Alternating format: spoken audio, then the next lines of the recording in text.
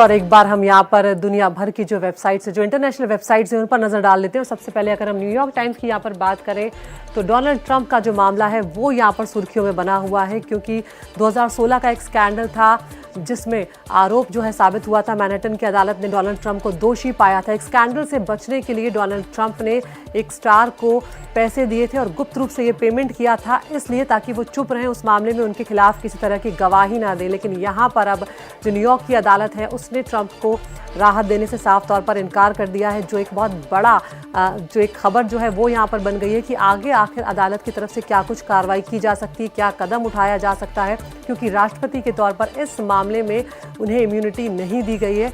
Manhattan की अदालत ने उन्हें 2016 में दोषी भी साबित इस मामले में कर दिया था।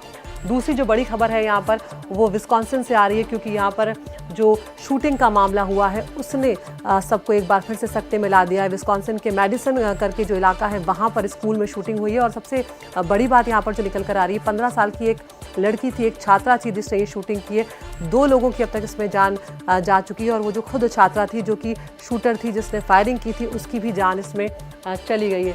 ये हम न्यूयॉर्क टाइम्स आपको बता रहे थे। अगर हम यहाँ पर अब BBC की तरफ आपको ले चलें तो यहाँ पर भी विस्कॉन्सिन का जो शूटिंग का मामला है वो काफ़ी तूल यहाँ पर पकड़ा हुआ है। और यहाँ पर बशर अल असद को लेकर अभी खबर आई है, क्योंकि असद ने पहली बार छोड़ने के बाद या सीरिया को छोड़ने के बाद वो जब भागे हैं वहाँ से, वो उन्होंने रूस पर शरण ली है, वहाँ से पहली बार उन्होंने बयान जो है वो दिया है और उन्होंने कहा है कि उनका कोई इरादा नहीं था सीरिया से निकलने का, लेकिन हालात कुछ इस तरह के हो गए थे, हमले इतने इंटेंस हो गए थे कि मॉस्को ने या रूस ने उन्हें फिर एयरलिफ्ट वहाँ से किया। तो ये बशर अल असद का जो बयान है वो यहाँ पर दिखाया गया है, जिसमें जिस तरह से अलग अलग लोग कह रहे हैं कि he went to Russia military base in Latakia province to oversee combat operation only to see that Syrian troops had abandoned positions. तो यहाँ पर अलग अलग स्थितियों को देखने के लिए जब वो दौरे कर रहे थे अलग अलग इलाकों के, तब उन्हें समझ में आ गया था कि अब स्थिति काबू से बाहर जा चुकी है और विद्रोही जो है वो कब्जा जो है वो करते जा रहे हैं। और उसके बाद जब रूस ने उन्हें एयरलिफ्ट करने की बात की, शरण देने की बात की, तो वो उसे ठुकरा नहीं सके, वरना उनका इरादा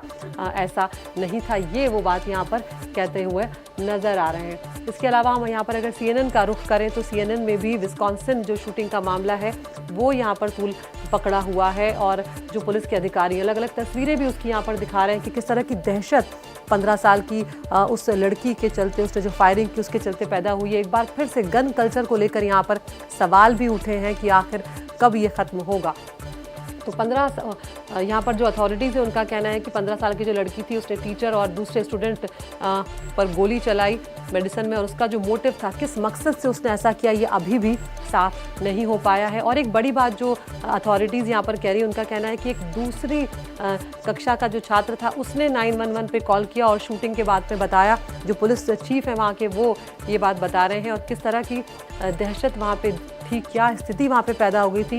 एक 6th ग्रेड के स्टूडेंट्स ने जो वो पूरा हादसा हुआ है, पूरा वाकया हुआ है, उसको यहाँ पर दोहराया है, बताया है कि किस तरह की स्थिति उस वक्त पैदा हुई थी जब 15 साल की छात्रा ने फायरिंग करना शुरू कर दी थी। इसके अलावा साउथ कोरिया का जो मामला है उसमें लगातार प्रेसिडेंट यून जो हैं उनको लेकर सवाल उठ रहे हैं। एक तरफ तो वो महाभियोग जो है उसका सामना कर रहे हैं और अपने ही साथियों के खिलाफ जो विरोध है उसे भी वो झेल रहे हैं, जो कहीं ना कहीं चिंता का सबब बना हुआ है।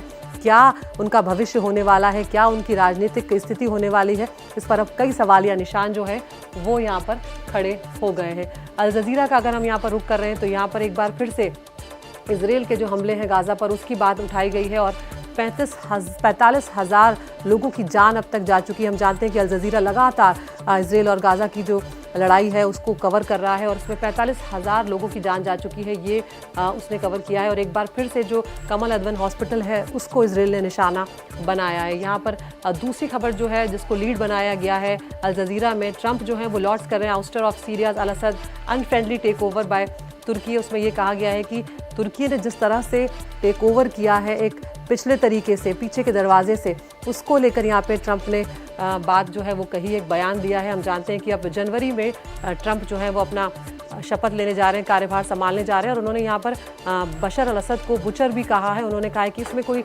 डाउट नहीं है कि असद वॉज अ बुचर और उन्होंने जो किया वहाँ पर बच्चों के साथ, लेकिन तुर्की जो है उसने एक बहुत ही स्मार्ट रोल यहाँ पर प्ले किया है और उसने सीक्रेटली अनफ्रेंडली तरीके से यहाँ पर सीरिया में टेक ओवर कर लिया है। तो ये अलग अलग वेबसाइट्स की खबरें थी जिनसे हम आपको रूबरू करा रहे थे।